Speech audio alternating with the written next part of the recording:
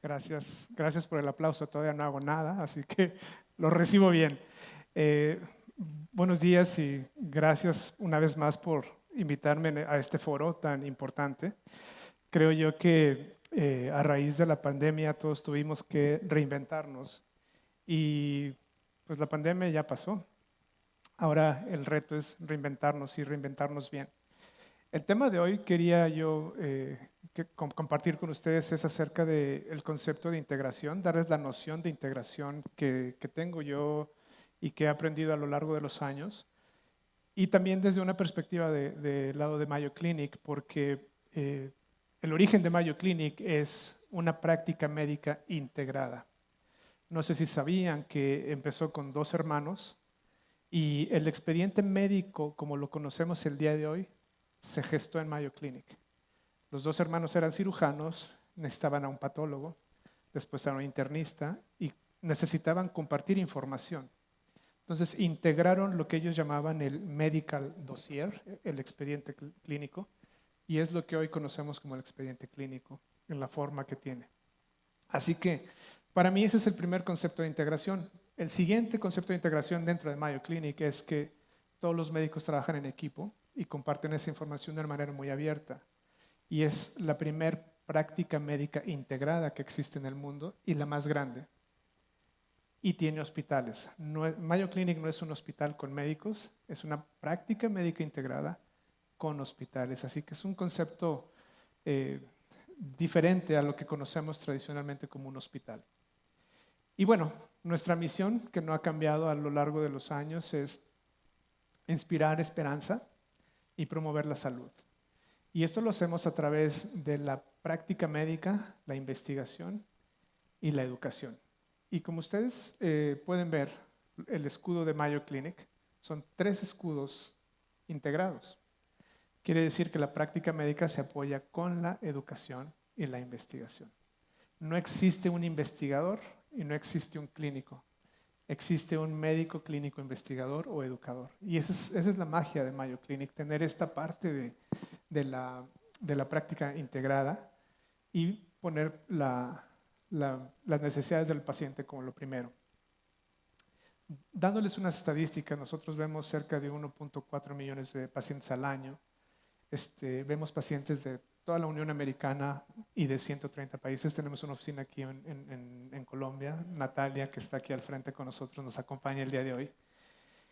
Y bueno, también a lo largo de Latinoamérica hacemos 141,000 cirugías y casi 1.900 trasplantes, 1.858 para ser precisos. Pero lo más importante de esto es la información que generamos. Mayo Clinic, al ser una práctica médica integrada, tiene el expediente clínico, ambulatorio y de internación en uno solo. Entonces, longitudinalmente entendemos muy bien la salud del paciente. Y bueno, al entender esto y al tener la noción de mejora continua, pues hemos sido honrados con algunos rankings. Pero lo más importante es que Mayo Clinic lo puedo definir como una organización liderada por médicos, administrada por profesionales, es decir, el médico y el administrador siempre trabajan juntos. Eso es esperado, no es por casualidad. Estamos diseñados para trabajar así, con un modelo de ingeniería. Entonces, en Mayo Clinic no sucede nada por casualidad, todo tiene un propósito. Y les doy un ejemplo de mi primer cambio que quise hacer en Mayo Clinic, que me daba yo, como decimos en México, de topes en la pared, porque era para mí relativamente un cambio muy sencillo, pero tiene su magia. Nuestra oficina internacional tenía un conmutador, una planta, entonces la opción 1 era inglés, la opción 2 era portugués, la opción 3 era español. Para mí se me hizo muy fácil, cambió la opción 2 a la 3. Cuando quise hacer eso me dijeron, espérate, trae un Value Stream Map y dinos cuáles son los beneficios, enséñanos los datos y la información y ve al comité de telecomunicaciones, al de seguridad, al de experiencia del paciente para proponer tu grandiosa idea. Entonces, somos una organización burocrática y burocrática no significa malo, significa que trabajamos juntos, los cambios son muy transparentes. ¿Y qué tipo de información tuve que dar? Bueno, nuestras estadísticas de pacientes internacionales, que en ese momento mayoritariamente eran latinos que hablan español, entonces había un valor agregado, había una mejoría en la experiencia del paciente y eso podría mejorar algo muy importante que era throughput, volumen y eficiencia. Y entonces 80,000 personas se mueven en esa dirección. Esa es la magia de Mayo Clinic. No es que tenga una idea grandiosa, es que cuando nos movemos en una dirección, 80,000 personas se mueven en esa dirección. Y bueno, también entendemos que hay un mundo afuera de Mayo Clinic. Y como organización que quiere proyectarse a nivel internacional, pues debemos de entender cuáles son las fuerzas del cambio, qué es lo que queremos hacer para cambiar. Y bueno, a raíz de la pandemia y desde antes de la pandemia se hablaba de inteligencia artificial, de machine learning, de la experiencia al paciente, de todo ese tipo de cambios, pero era una plática nada más. Y se los digo, era una plática en Mayo Clinic también. Nosotros queríamos hacer consultas virtuales y hacíamos 50 a la semana. Cuando tuvimos que cerrar el hospital, como muchos hospitales a nivel mundial, nos tuvimos que convertir virtualmente. Entonces, formamos los comités, hicimos nuestros value stream maps, procesos, y empezamos a hacer 50,000 consultas virtuales a la semana, luego 100,000, 200,000, etcétera, etcétera. Cambios así es la parte que hace Mayo Clinic un lugar importante y mágico para funcionar. Y bueno, al entender esto nos dimos cuenta que hay que ser más proactivos desde el punto de vista externo. Queríamos acelerar nuestra estrategia internacional. Entonces tuvimos que entender cuáles eran las prioridades que existían a nivel tanto local como internacional. Y creo que son muy similares y arribamos a 5 que hay más, pero creo que son las 5 que pueden ser nuestra guía hacia el futuro. Y la primera es que todo mundo va a necesitar un diagnóstico acertado a la primera. Y eso es elevar la calidad y la certeza del diagnóstico. Estamos tornando hacia un mundo un poquito más dirigido por el paciente, más enfocado al consumerismo. Competimos mucho por servicio. El paciente escoge el lugar donde tiene buen servicio, entonces tenemos que movernos un poquito más hacia la disponibilidad del paciente y no la disponibilidad del médico. Las interacciones virtuales siguen siendo importantes. Hoy en día todos hacemos Zoom y Teams y también tienen algunas aplicaciones, no nada más en una opinión al paciente. Yo creo que eso tiene muchas ventajas, pero muchas limitaciones también. Pero más allá de eso, todos los negocios se movieron a plataformas virtuales. Entonces ahora podemos hacer más investigación, más educación, cosa que antes no le dábamos tanto valor. Y bueno, esta colaboración que se acelera curas. Nuestros pilares para nosotros es curar, transformar y conectar, lo que llamamos en inglés Cure, Connect and Transform. Entonces todo esto empieza a generar una nueva ola de negocios, una nueva forma de ver la salud y estamos viendo fenómenos globales muy interesantes. Y lo último y lo más importante es que los modelos de negocios que teníamos antes de que el paciente va al hospital, se sienta, espera, le damos un turno y lo atendemos, es un modelo de negocios obsoleto. Obsoleto no porque sea malo, es sencillamente el paciente es más global, es más movible, su enfermedad está cambiando y se están acelerando muchas áreas de la salud más allá del hospital. Entonces tenemos que repensar cómo estamos planteando nuestros servicios de hospital.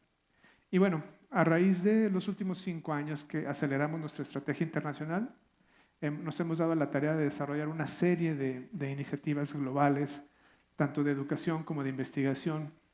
Lanzamos nuestro brazo de consultoría, estamos haciendo mucha asesoría a organizaciones, estamos acelerando nuestras afiliaciones donde compartimos marca y estamos también haciendo transacciones estratégicas en donde queremos atacar problemas locales a través de los datos o de otro tipo de iniciativas importantes que les voy a ir presentando más adelante.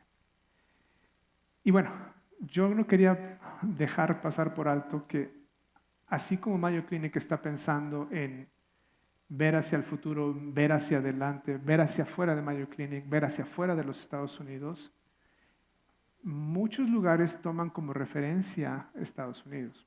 Y quería mostrar aquí dos papers que considero muy importantes. Uno es, todos estamos viendo un incremento en cáncer a nivel mundial, Latinoamérica no es la excepción, y aquí vemos el último estudio que hizo The Economist, en donde las estadísticas que muestra es que el cáncer se duplicará para el 2050. Y Colombia está dentro de esas estadísticas, entonces es interesante ver ese documento. Y la otra es que los servicios de cáncer, más allá de la tecnología, de lo que tenemos o no tenemos hoy en hospitales, que es necesario como cuestiones moleculares, cuestiones de radiación oncológica, cuestiones tecnológicas o de expertise clínico o de equipos, tenemos que repensar cómo vamos a entregar esos servicios al paciente. Entonces, este paper que se llama El futuro del cáncer en casa es una serie de conclusiones que se hicieron a raíz de que varias instituciones líderes en Estados Unidos se reunieron para plantear este problema y plantear posibles soluciones. Pero la conclusión más importante es que tenemos que llegar cada vez más cerca al paciente. Tanto así como dar quimioterapias en casa. Entonces es interesante revisar este documento porque nos dice desde la prevención hasta el cuidado paliativo cómo tiene que cambiar y salirse del hospital de cierta forma. Y para nosotros en Mayo Clinic hemos estado en varias series de planeación estratégica y hemos arribado a la conclusión de que nuestra visión del 2030 tiene que englobarse en varios aspectos muy importantes y los listo aquí. Tenemos que ser menos reactivos, tenemos que ser más preventivos, anticiparnos más a las dolencias médicas. Tenemos que ser más enfocados a la parte molecular. Hay mucha tecnología al día de hoy, ya no tanto en los síntomas. A veces los síntomas ya nos muestran estadios avanzados de enfermedad. Y por lo tanto ya no puede ser correctiva. Tiene que ser paliativa de alguna manera. Y tenemos que ser más curativos. Y así esto nos va a ir llevando de la mano a más ventajas. Por ejemplo, hacerlo más accesible en cuanto a costos, hacerlo más personalizado y hacerlo más accesible más allá del hospital. Entonces yo creo que esto es el futuro de la salud, porque cada vez empieza a ponernos más retos la salud a nivel internacional y complicado. Y nosotros sabemos que hoy en día, y precisamente en este foro, se habla mucho de tecnología, de datos, de iniciativas, pero es importante hablar de estas iniciativas en el contexto de su utilización, de su generación y de su aplicación. Y yo creo que lo más importante es que tenemos que crear un ecosistema en donde los médicos y los profesionales de la salud no tengan que moverse de la aplicación A a la aplicación B, a la aplicación C, a la aplicación M para resolver un problema de salud. Esto tiene que estar integrado un poquito más.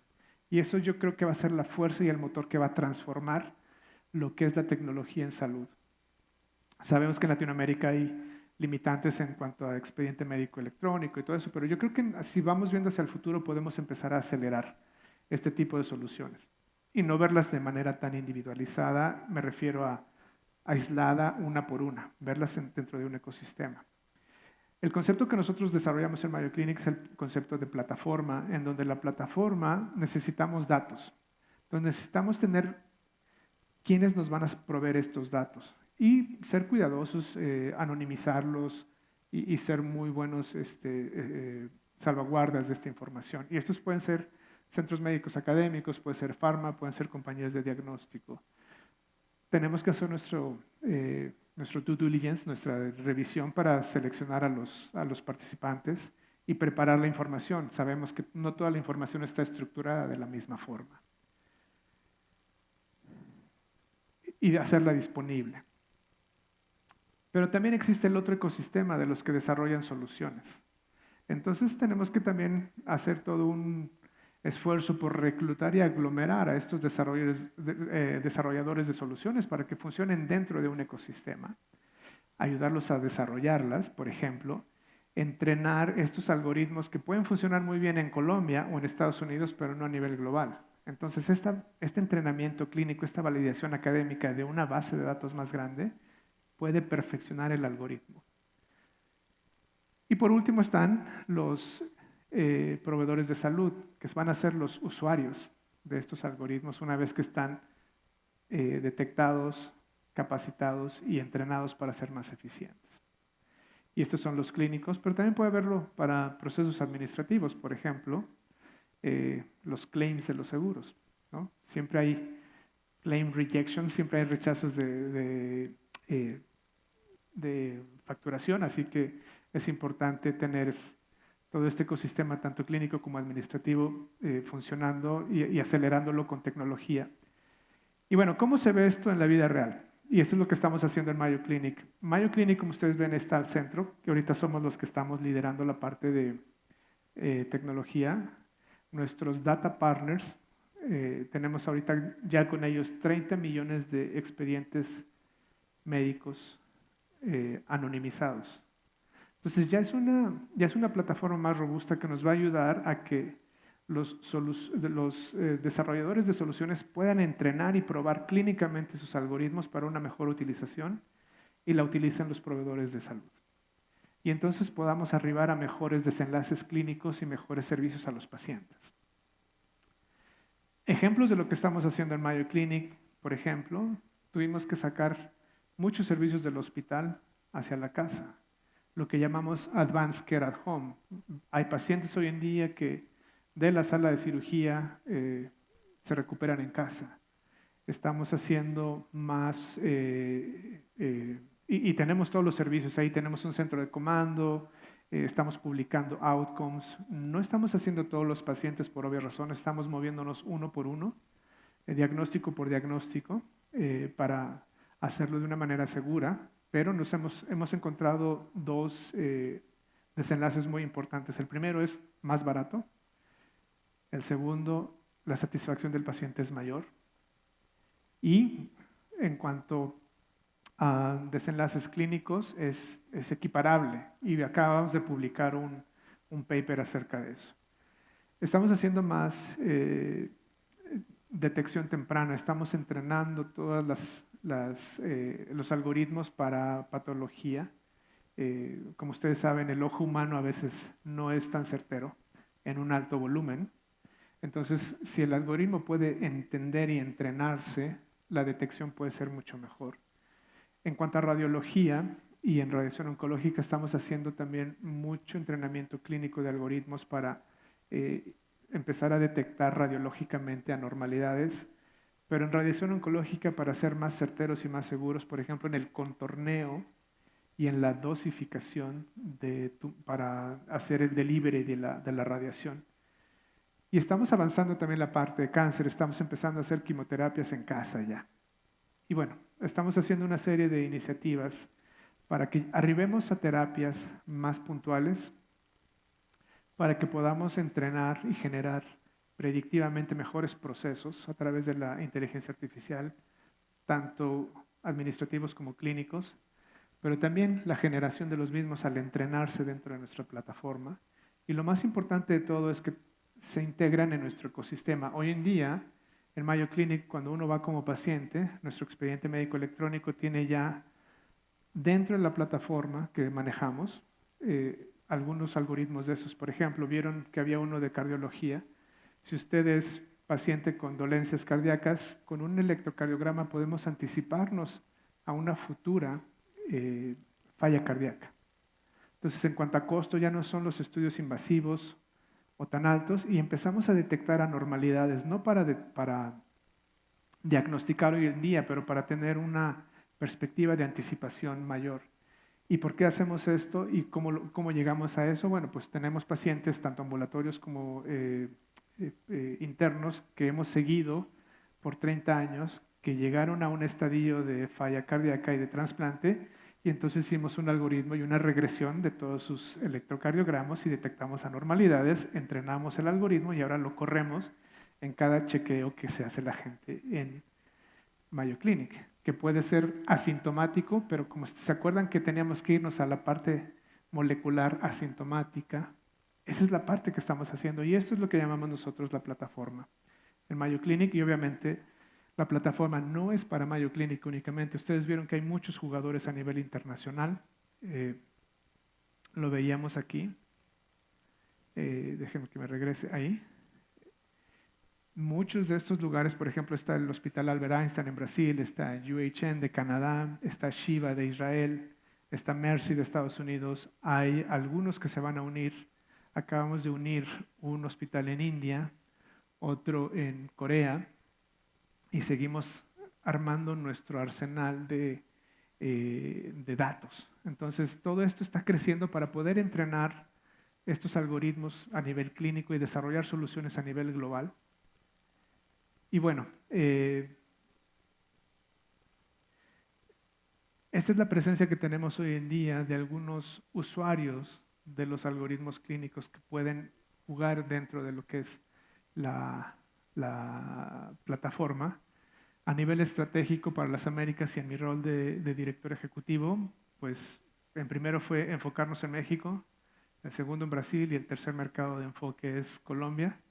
Y extiendo la invitación a que platiquemos sobre este tipo de iniciativas que pueden ser en varios aspectos, pero al final creo que todos tenemos que recorrer un camino juntos hacia llegar a generar soluciones interesantes y viables para nuestros pacientes.